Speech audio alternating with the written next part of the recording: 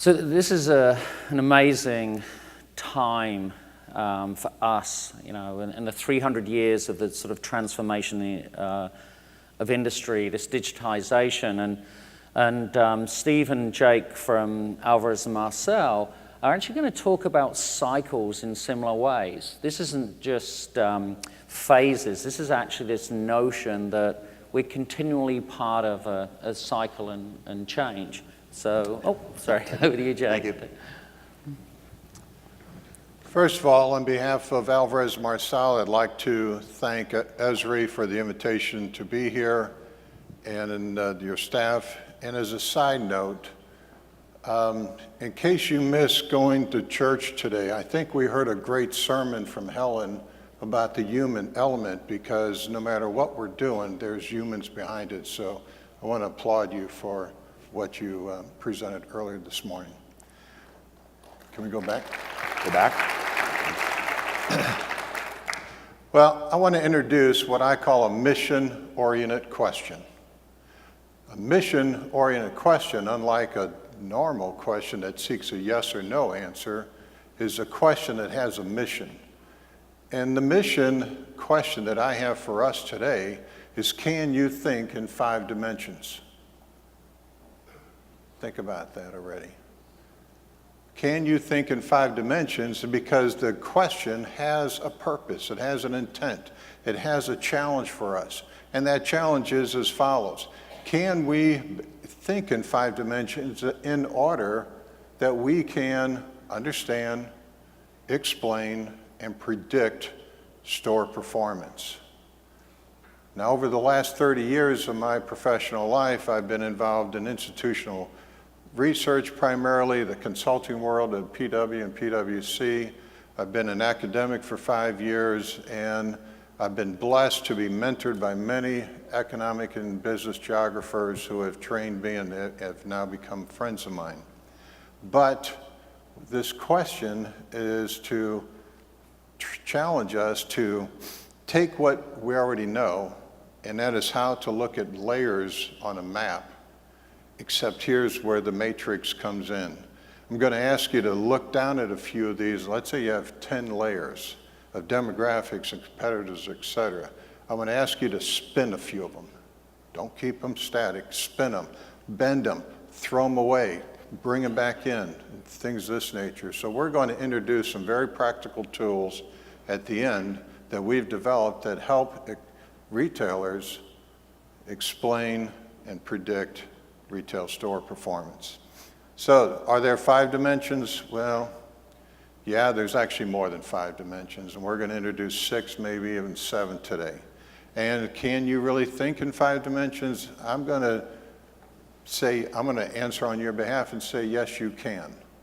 Because again, I'm going to take you from what I believe you know and how you may look at things statistically, and whether you do cluster analysis, multidimensional scaling, whether you do discriminant analysis. We have tools already that can think in more than 3 or 4 dimensions, so why can't we start to embed this thinking into our head? Here's the problem though. These dimensions, they're not integrated, correlated, they're random, and what's really good is what we've been able to do with our clients is to take it from both the bottom up and the top down and be able to take a look at, can we predict individual store performance as well as a portfolio of performance? Okay, thank you again for having us. My name is Jake Gdowski. I am a GIS manager with Alvarez Marsal. I'm going to give a brief overview of our company and then tell you about our group's kind of GIS journey. So who are we? Alvarez Marsal is a management consulting firm. We've been in the business for just over 30 years. Our kind of roots and what we're known for is restructuring type of work, so helping companies through the bankruptcy process. This is most commonly known for the work that we did with Lehman Brothers back in 2008. Our CEO was appointed the CEO of Lehman Brothers, and through a 4-year process, we ultimately led them out of the largest bankruptcy in US history. And through this restructuring type of background, we've been pulled into a lot of conversations with clients on, how can we help them improve? How can we help them grow the top line? What type of performance improvement work can we do? So you can see that we're kind of covering both ends of the spectrum here, from restructuring routes to now evolving into also a performance improvement type of firm. And we're doing this, in 140 different industries with over 2,500 plus professionals.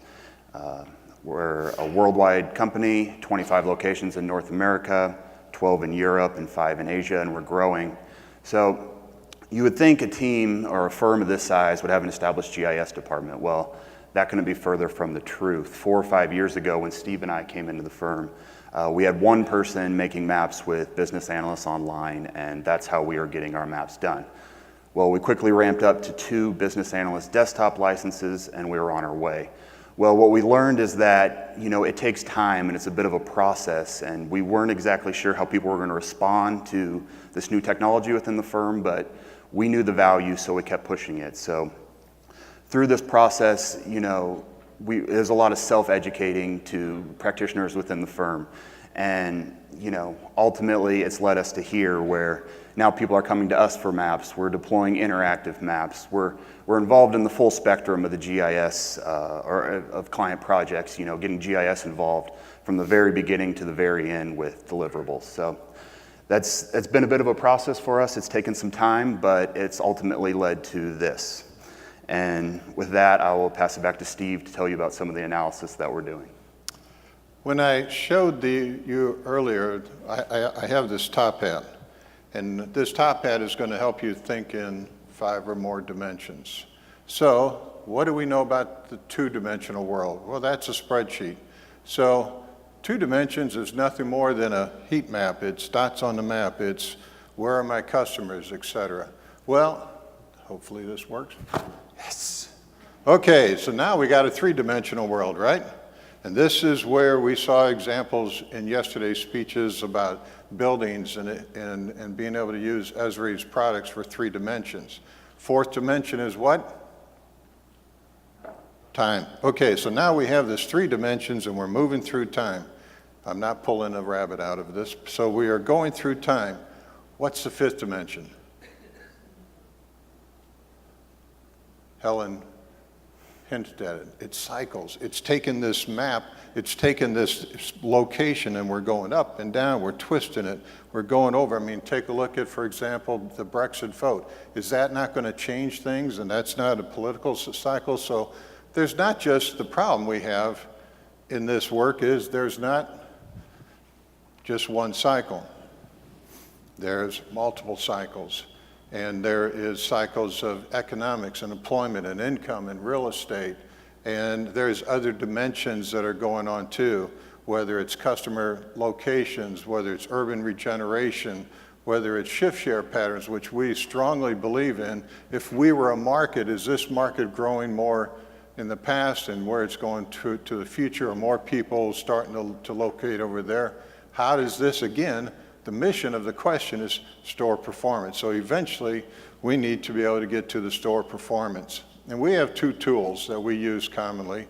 One's a funnel approach, and the other is a scoring approach. And the funnel approach is like flying over the United States, and you're looking at various markets, whether Dallas, whether Austin, whether Chicago, et cetera. And you're finally getting down to a sub-market where you're flying like 10,000 feet, and then finally a trade area is like a helicopter ride, and then finally the store location as you're walking around. But we've actually been able to also do a bottom-up approach where we look at 3 buckets of information that we score each one of these individual stores in order to explain, first of all, store performance. And we're going to show you some tools about that later on. But it's pretty much market attractiveness, the operational factors, and the competitive environment. So let's start with a top-down approach. We produce each quarter where we think the United States real estate markets are. There's not a real estate market retail for the entire United States. Well, how's retail doing in the United States, Steve? I'm going, well, what do you mean? Chicago? Do you mean the North Loop, the South Loop? Do you need, Naperville? What are you talking about? So we produce this each quarter, and the problem is each one of these have, where we place a market has implications for future rent trends. What you would expect, rent is a big portion that explains the differences in store performance. And notice that San Diego, where we are, is currently in that fifth position, which is slightly one step below where equilibrium is. So you can look at this spatially, and we've worked with private equity firms and taken a look at retailers and where their stores are distributed spatially across the United States, and how many of them are actually in a recovery phase and expansion phase, because again, that's going to impact future rent. So let's take a look at San Diego. Let's talk about a two-dimensional map. Find my customers. Now this is a fictional map of targeted customers by zip codes, an unstandardized polygon that is basically just saying, here's where our customers are. Can you find a location based on this map alone? Yes. Will it fully explain future store performance? No.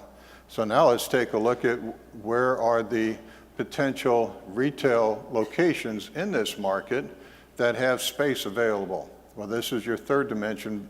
Now at this point, we don't know if it's a regional mall. We don't know if it's a neighborhood center, lifestyle center, community center.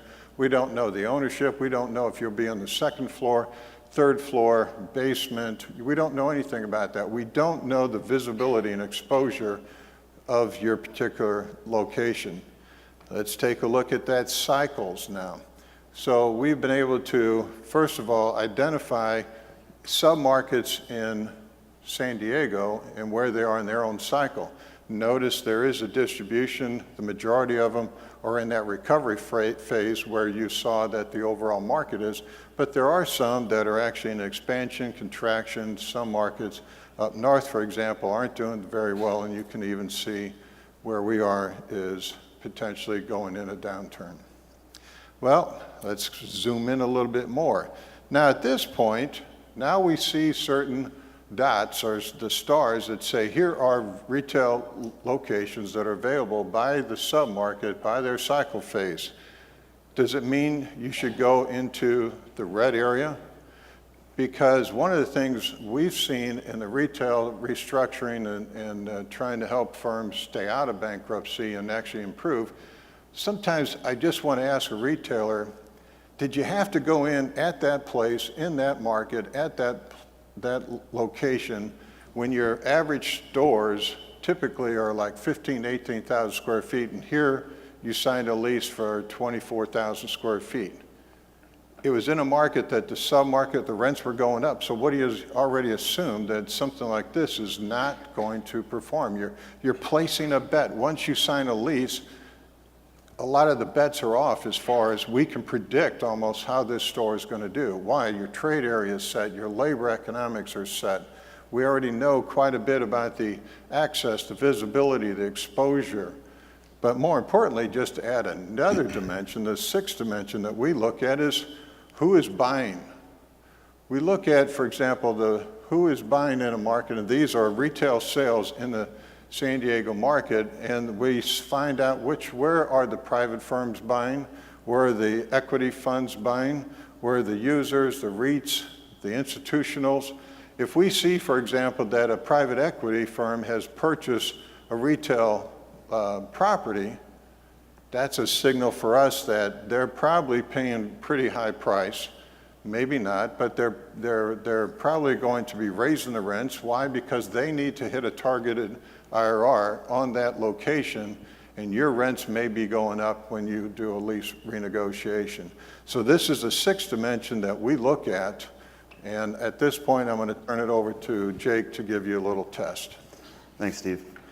So kind of summarizing everything that Steve just discussed there, we made this simple visualization of these various dimensions or indicators, and these are listed on the left-hand side, such as the real estate cycle, shift share patterns, capital flows. And these various indicators or dimensions all have an impact on the bottom line, which is operational performance, profitability, sales per square foot, things like this. So you would expect an average performing store, middle of the road, kind of everything is going to have average profitability, average sales per square foot. Well, when you compare two stores side by side, it's pretty easy to tell. You know, this first store in the yellow here is doing well in just about every category, above average in all of our indicators here. When you compare it to store B in the red, somewhat below average, it's just a good tool to compare side by side. Which store do you think will have a better sales per square foot and profitability? And when you do this across an entire portfolio, you can quickly tell stores that might need realignment and ways to realign your portfolio. So these tools are kind of helping us answer our elephant in the room, which is, why are my good stores good and my bad stores bad? And what benchmarks or dimensions are relevant? And how can I realign my portfolio to optimize revenue? And finally, we're going to leave you with the top hat.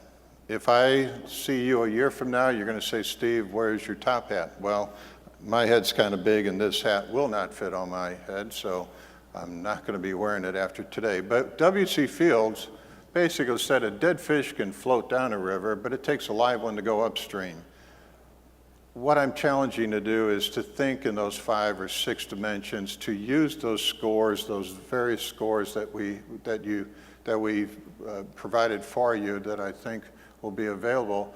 Use those to think and use your GIS, because how we use Esri with all these other third-party information provides a better, I think, a better analysis, something that's actionable insight that you can use to make decisions that are empirically based.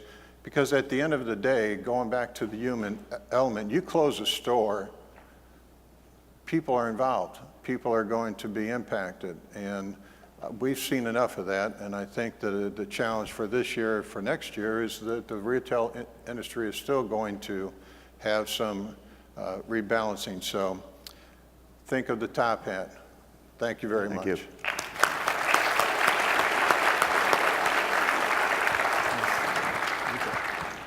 All right. So if I take one lesson away from this, I think it's that numbers mean nothing. What numbers in context means everything. So, scoring 5 here and 4 there, right? Is that important in a market, in a cycle? What does that mean? Would you agree with that, or am I oversimplifying it? Data in and of itself is, to me, very meaningless. I mean, we can take data and run any statistical model, and I can get some reliability of this or some explanatory power.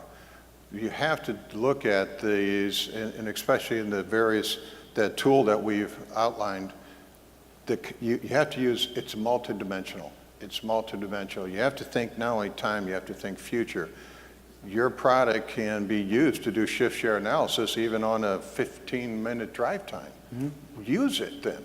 You got the 2010 to 15 to 16 to 5 year. Use it to say, before I sign this lease,